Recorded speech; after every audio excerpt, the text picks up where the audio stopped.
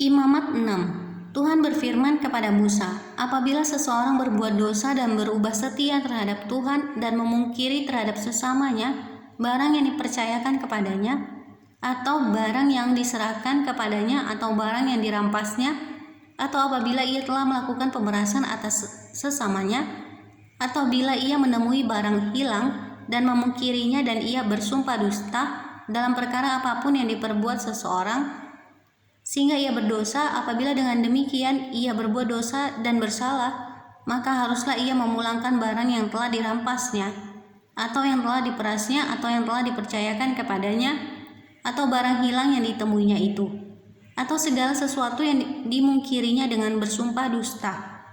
Haruslah ia membayar gantinya 1/10 dengan menambah 1/5. Haruslah ia menyerahkannya kepada pemiliknya pada hari ia mempersembahkan korban penebus salahnya. Sebagai korban penebus salahnya haruslah ia mempersembahkan kepada Tuhan seekor domba jantan yang tidak bercela dari kambing domba yang sudah dinilai menjadi korban penebus salah dengan menyerahkannya kepada imam. Imam harus mengadakan pendamaian bagi orang itu di hadapan Tuhan, sehingga ia menerima pengampunan atas perkara apapun yang diperbuatnya sehingga ia bersalah. Korban bakaran. Tuhan berfirman kepada Musa, perintahkanlah kepada Harun dan anak-anaknya, inilah hukum tentang korban bakaran. Korban bakaran itu haruslah tinggal di atas perapian, di atas mezbah semalam-malaman sampai pagi, dan api mezbah haruslah dipelihara menyala di atasnya. Imam haruslah mengenakan pakaian lenannya dan mengenakan celana lenan untuk menutup auratnya. Lalu ia harus mengangkat abu yang ada di atas mezbah sesudah korban bakaran habis dimakan api, dan haruslah ia membuangnya di samping mezbah. Kemudian haruslah ia menanggalkan pakaiannya dan mengenakan pakaian lain, lalu membawa abu itu keluar perkemahan ke suatu tempat yang tahir. Api yang di atas mezbah itu harus dijaga supaya terus menyala, jangan dibiarkan padam. Tiap-tiap pagi imam harus menaruh kayu di atas mezbah, mengatur korban bakaran di atasnya dan membakar segala lemak korban keselamatan di sana.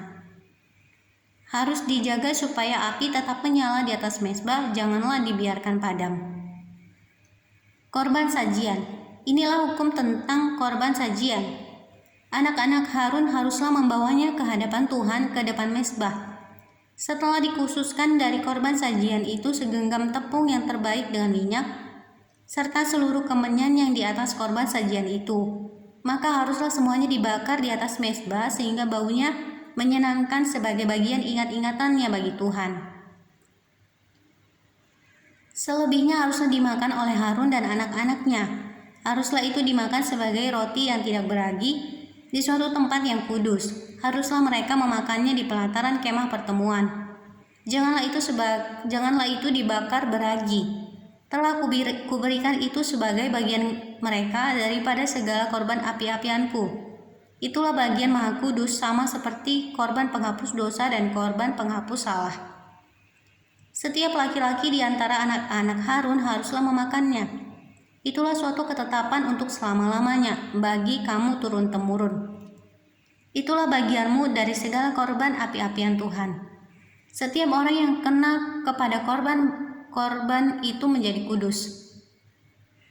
Tuhan berfirman kepada Musa, inilah persembahan Harun dan anak-anaknya yang harus dipersembahkan oleh mereka kepada Tuhan pada hari ia diurapi.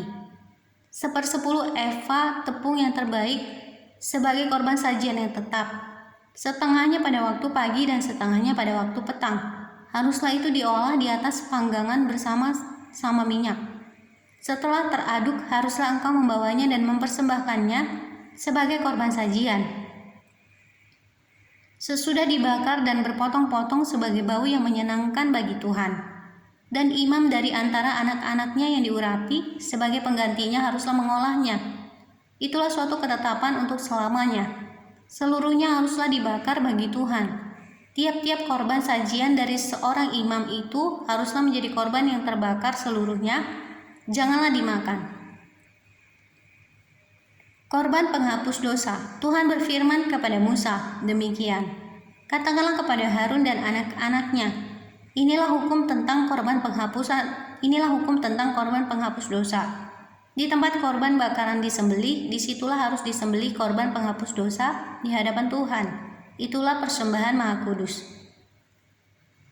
Imam yang mempersembahkan korban penghapus dosa itulah yang harus memakannya. Haruslah itu dimakan di suatu tempat yang kudus, di pelataran kemah pertemuan.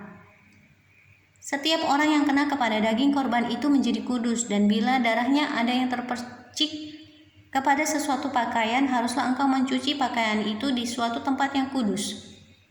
Dan belanga tanah tempat korban itu dimasak haruslah dipecahkan, dan jikalau dimasak di dalam belanga tembaga, haruslah belanga itu digosok dan dibasuh dengan air. Setiap laki-laki di antara para imam haruslah memakannya. Itulah persembahan Maha Kudus. Tetapi setiap korban penghapus dosa yang dari darahnya dibawa sebagian ke dalam kemah pertemuan untuk mengadakan pendamaian di dalam tempat kudus, janganlah dimakan, melainkan dibakar habis dengan api.